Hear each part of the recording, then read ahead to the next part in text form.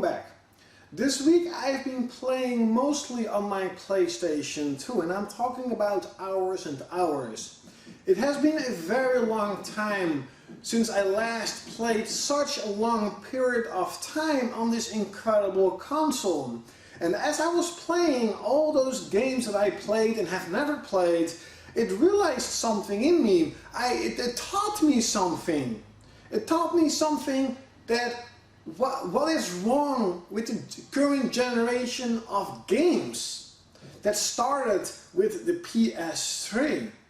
It taught me and made me think as why are graphics more important than gameplay and having fun? Since when are explosive roller coaster shooters more fun than games like Quake 3 and Time Splitters 2? Holy shit, Time Splitters 2 had a huge amount of content. It was more open. It has such a lot of multiplayer modes and maps, and hey, you can actually create your own maps. Since when are these games not important? Since when are these games not more popular than Call of Duty?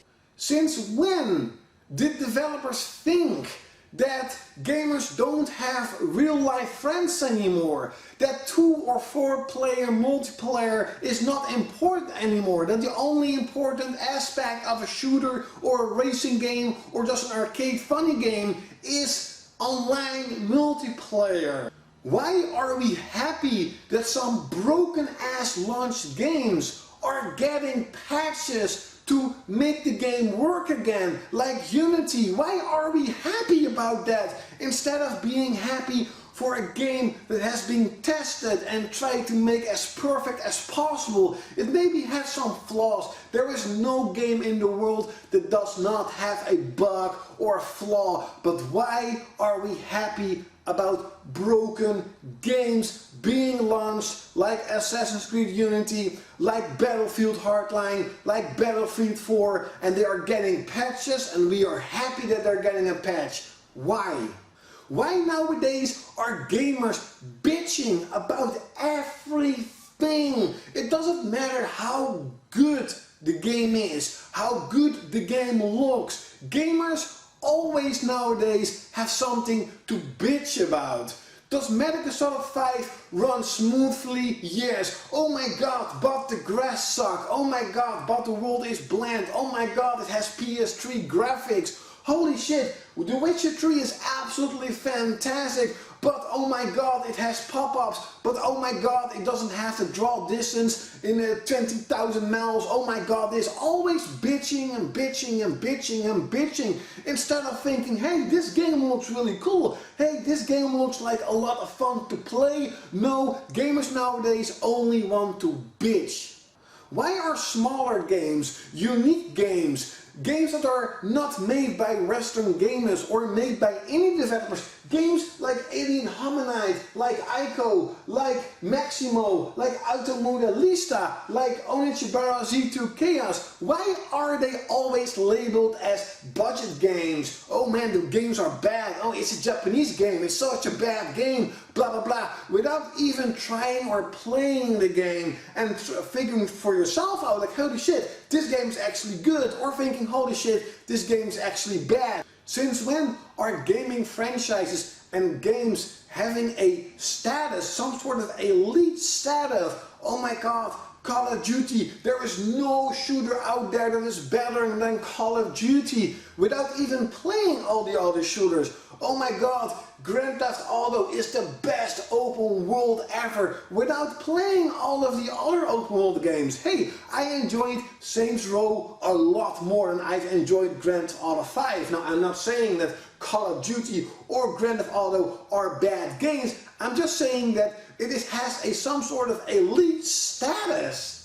That gamers nowadays think that this elite status means that every game will be good and there are no games that could be better. Killzone, Resistance are, in my view, better shooters, better games with a better atmosphere, with a better gameplay than that stupid ass Battleship or the stupid ass Call of Duty. I'm not saying that Call of Duty is not a good game, I'm just saying it's just a generic really simple shooter that has been the same ever since.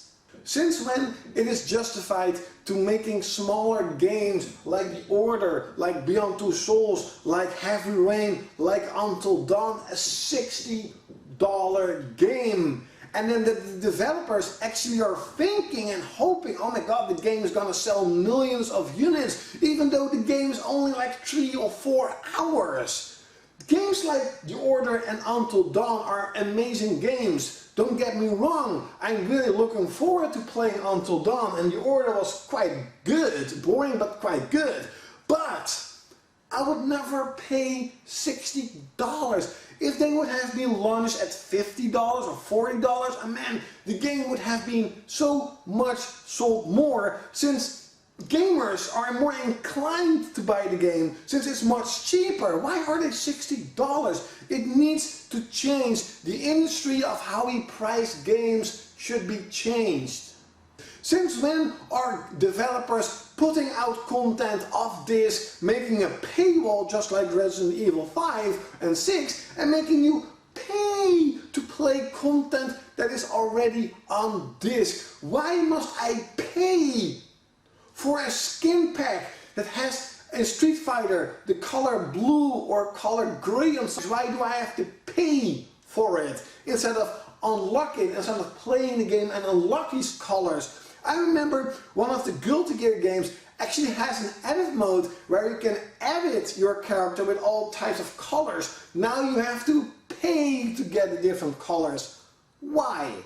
And last but definitely not the least, why are indie games bad? Every time Sony announces their PlayStation Plus free games are always indie games, people bitch and bitch and bitch and bitch. Indie games, I don't want indie games, they suck, this and that, without even playing them. I have played a lot of indie games and I'm getting a lot of physical indie games. They are such better games than the AAA games. I mean, I haven't bought Metal Gear Solid 5, not saying the game is bad, but I haven't bought it because I wanted to buy Broken Swords and Brothers: A Tale of Two Sons. And holy shit, these two games are fantastic! I've never played a point and click game in my life. I am a fan, I want to see more. There's another game, also point and click game. I'm going to buy it, I want to experience more in that genre.